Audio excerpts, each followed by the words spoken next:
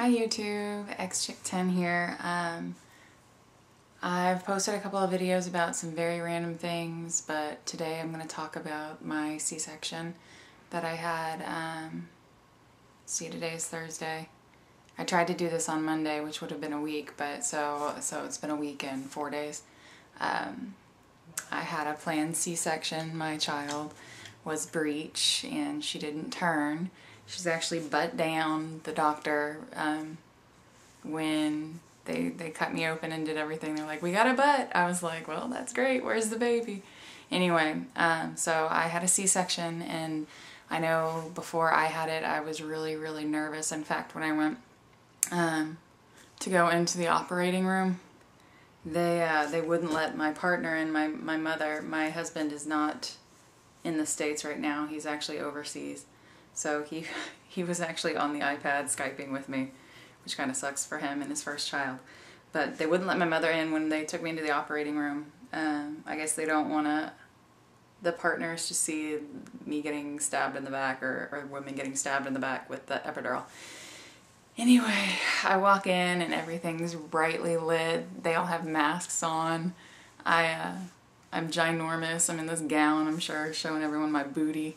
Anyway, the doctor, the anesthesiologist, tells me to get on the table, and the table is like a torture table. It's like just a long table, and then it's got places for your arms to be splayed out, and they actually had Velcro straps down, and I was like, they're gonna strap me down. I'm freaking out. So I'm in the OR by myself, and I'm freaking out, legitimately freaking out. I sat up on the table, and I was staring at my feet, thinking, I'm an adult. I could leave right now. I could get up and leave. I could leave. And I'm thinking to myself, like, if I wanted to, I could get up and leave. Anyway, I had to rewind that and be like, no, I'm an adult, and if I leave, I'm just going to be back here in an emergency situation, and it's going to be worse. So I had to calm myself down, and I really wish they had let my my mother in to kind of hold my hand and be okay. But he gave me the epidural, and I was freezing because obviously they put you in the gown, and hospitals are generally kept cold. Anyway, once the epidural started working, my feet got really warm. I was happy. I was like, oh, they're warm and everything's warm, and I could still move my toes for about 10 minutes. Not a problem. And I was thinking, I'm not numb enough for them to like knife me. Anyway, so they set up everything else. They set up this big tent thing like right in front of my chest. Y'all have probably seen it in other videos, but they set up the big tent thing, and then my doctor comes in. My doctor didn't even say hi to me, which is kind of weird, but normally she's got really good bedside manner. She was just all business, and came in and said, Dina, do you feel this? And I felt like a poke. I just felt her poking my stomach, and I was like, yeah, you poking me. And she goes, what, you can feel this? And she did it again. I was like, yeah, it just feels like you're poking me. And she's like, all right, that's not what I'm doing. I'm pinching the hell out of you. And I was like, oh, okay. Well, all it feels like is a poke to me. So I was deemed ready to be cut into, and my mom was brought in, and my husband on the iPad was brought in. And basically they went to, I did not want to know what was going on because, like I said, I was freaking out, and I'm prone to hyperventilating, so I was like, I don't want to know. As far as I'm concerned, they haven't even cut into me yet because I couldn't really feel anything but them touching, kind of. They didn't know what was going on. So yeah, so we have videotape of it, and it's not great. My mom says at one point they were holding my intestines up out of me, and that's pretty gross. But I didn't see that in the video, and I'm happy about that. Anyway, it took about, say, 10 minutes to get the baby out. It was like, my mother says they were cauterizing things and obviously cutting into things, and she says, oh, we got a butt, and I said, okay. And then my child, my daughter, did not want to come out. She was apparently holding on with both hands to one of my ribs, because in the video, my doctor has her rear end, she's pulling on her rear end, and the other nurse or doctor is actually pushing on the top of my stomach and then has to reach a hand in and pull her out because she didn't want to come out. So that's been that. And I stayed in the hospital for 3 nights. I did not like staying in the hospital. everyone was really, really nice. I just don't like staying in the hospital. I felt kind of dirty, just weird.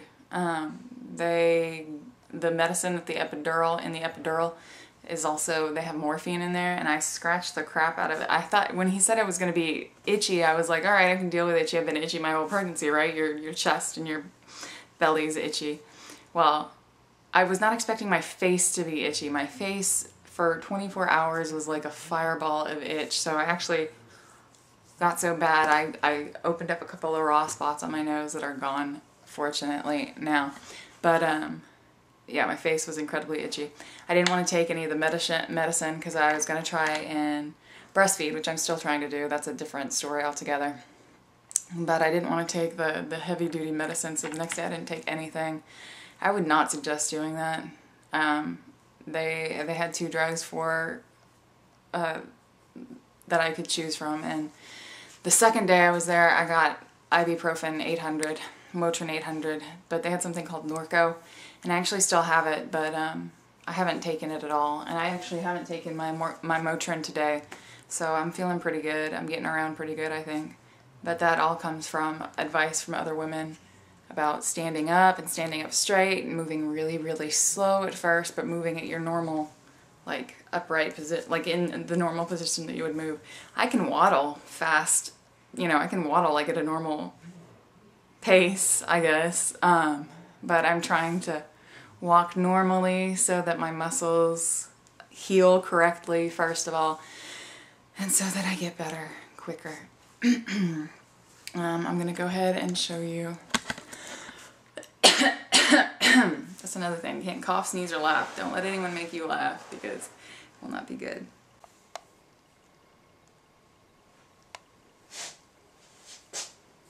This is glue. Again, I just wanted to show you. You can tell there's some, it's rippled. This part actually is swollen here on the right side. It's kind of funky. It's just swollen right here differently than the rest of it is.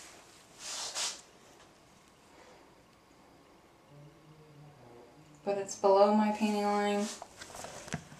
I haven't tried on a bikini yet, so I can't tell you if it's below my bikini line. Ow.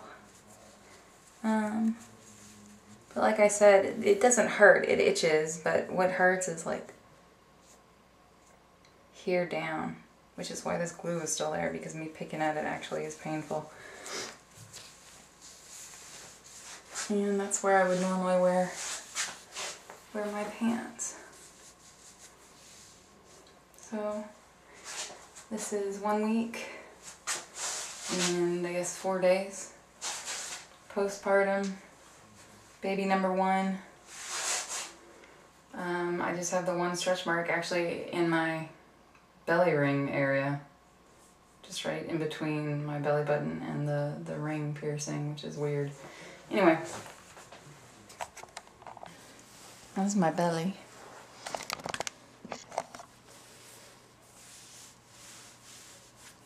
Which is doing actually amazingly well. I need to lose, well, I need to get rid of, not really lose. I mean, I'm down to my weight anyway. I should correct that. I'm down to my normal weight when it fluctuates, the high end of it. I need to lose another 5 pounds to get to where I was pre-pregnancy, but they say the other women on YouTube say, you know, I've reached my pre-pregnancy weight, but everything is misshapen, and that's very, very true, because this was not there, but I'm feeling pretty good about it. And if you've been pregnant, you know what I'm talking about, because yeah, it was big. I wasn't as big as someone would get, but I was big. Anyway, that's the scar. Like I said, the outside is kind of numb. The inside is weird and it hurts. And if she's crying in the other room and I'm asleep, I kind of jerk up, which pulls very badly. I've taken a couple of walks. Like I said, I have to go really slow. And I've taken a couple of walks. They've been like a quarter mile, maybe a half mile. Walks around my block, and that makes me bleed a lot. Like you're flushing, your body's flushing out everything, but I think when I walk or when I do, apparently when I do laundry, a lot of laundry, I bleed quite a bit. So, I can't cough because it hurts. So, yeah. Other than that, I haven't taken any medication today. I don't think I will, because I'm not doing anything. But if y'all have any questions about C-section, and I'll keep you updated on how my rehabilitation goes, because right now I can tell you, when I took the shower at the hospital had a chair, so that was good. When I took my first shower here at home, I don't have a chair in my shower. I was standing up, and you know, you kind of lean back to wash your hair or whatever, and my core like goes back, I guess. Anyway, it hurt like the dickens, because I had to when I leaned back or when I leaned one way or the other in the shower, it just pulled in all the wrong places and was very painful. I've also sat down a couple of times and not realized how far back the chair was, like the chair back was, so I've gone back and I've had to catch myself with my core. That hurts. And I have a very high bed, if you can see. It's very, very high, and I actually bought a stool so I could get up on that, because there's no way I was going to get up on it otherwise. So that's it. If y'all have any questions, please feel free to ask. Hurts, but you know, it's better than baby being hurt, obviously. Bye YouTube.